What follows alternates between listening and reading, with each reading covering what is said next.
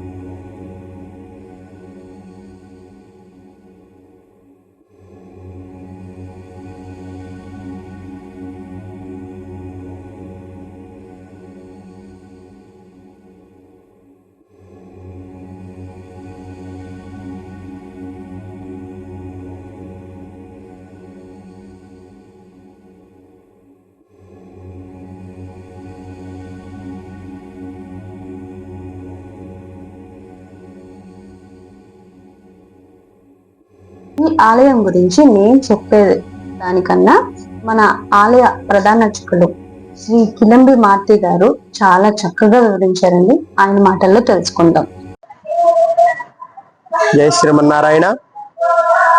ఈరోజు ఏలూరు నగరం రామచంద్రరావుపేటలో వేయించేసి ఉన్న శ్రీ వెంకటేశ్వర స్వామి వారి యొక్క వైభవము విశేషాలన్నీ కూడా మనం చక్కగా ఏలూరు ఎంటర్టైనర్స్ అనేటువంటి యూట్యూబ్ ఛానల్ ద్వారా ప్రజలందరికీ కూడా చేరువయ్యేటువంటి విధానంగా ఈ కార్యక్రమం రూపొందించబడింది.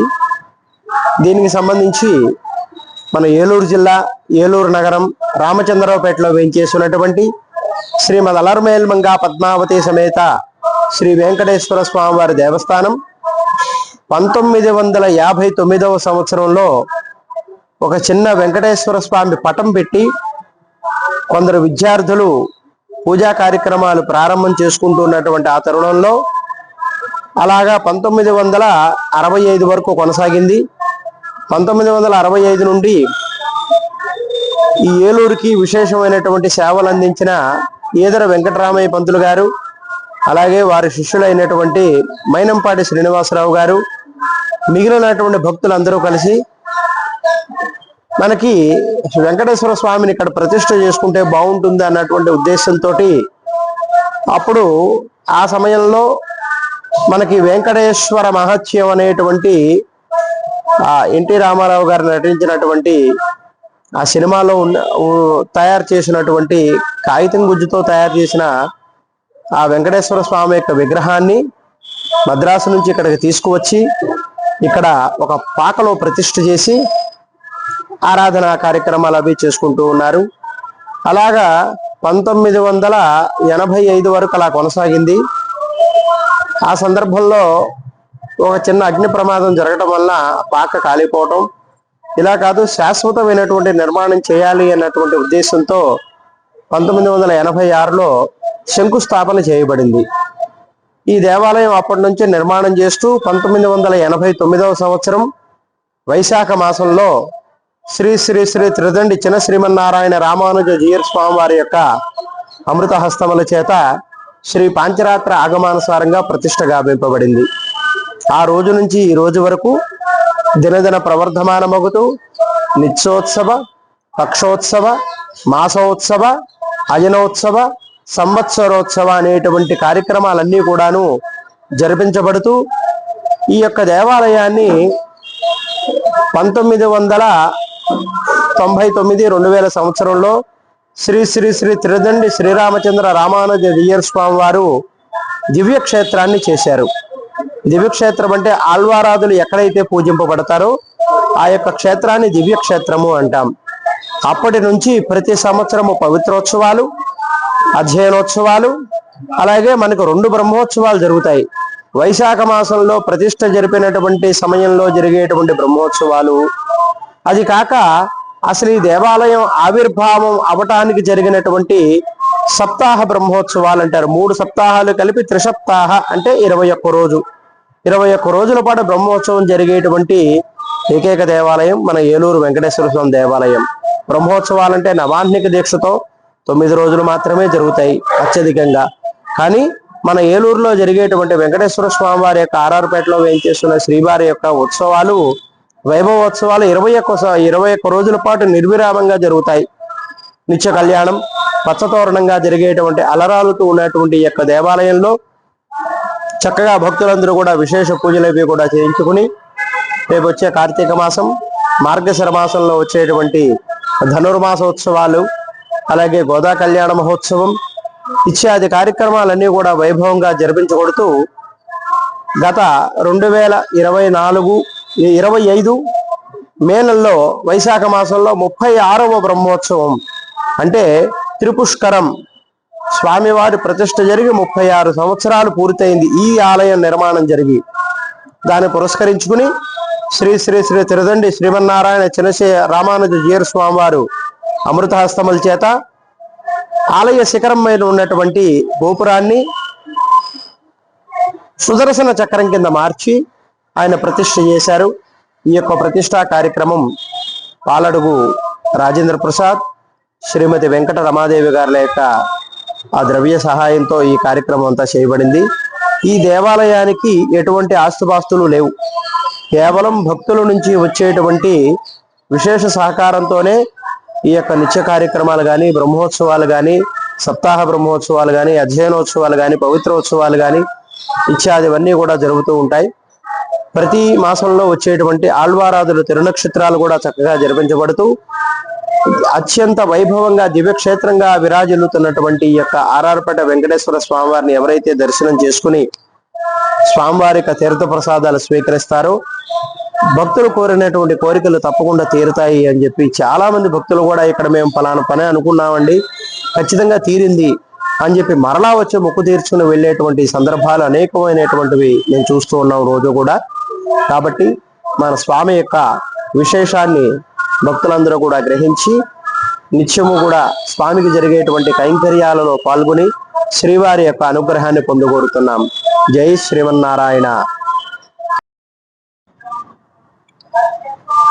ఏలూరు రామచంద్రపేట వెంకటేశ్వర స్వామి గుడి వేలు చేస్తున్న ఆర్ఆర్పేట రామచంద్రపేట వెంకటేశ్వర స్వామి గుడి ఎందు ఇది 1973 నుంచే ప్రారంభమైంది. కానీ ఈ గుడికి చాలా మంది భక్తులు వచ్చి ఎవరి సూచన సహకారం వాళ్ళు చేసి అందజేసే స్వామివారి అనుగ్రహం వలన అందరూ బాగుండాలని కోరుతున్నాం. కార్తీక మాసం అనేది ఇక్కడ చాలా ఆకాశ దీపం వెలిగిస్తారు, అంతేగాని ఇక అభిషేకాలు అవి జరగవు ఏమా. రెండోది శంకరమఠంలో మాత్రం జరుగుతాయి అభిషేకాలు అవి. అది 2 పూట్ల కూడా అభిషేకాలు. కార్తీక సోమవారం రోజు భోజనాలు కూడా శంకరమఠంలో. ఇక్కడ కార్తీక మాసం జాలాచారం తగులుతుంది.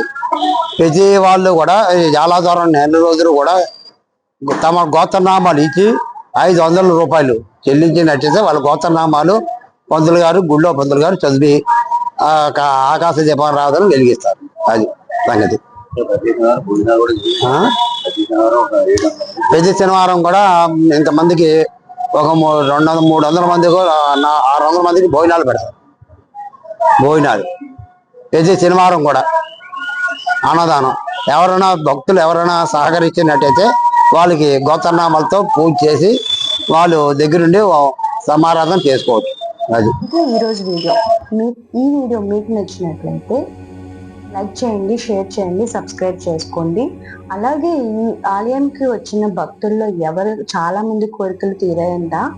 మీకు కానీ తీరిన కోరికలు ఏమైనా ఉంటే మాకు కామెంట్ రూపంలో తెలపండి. మళ్ళీ నెక్స్ట్ వీడియోలో కలుద్దాం. అంతవరకు సెలవు. నమస్కారం. బాయ్.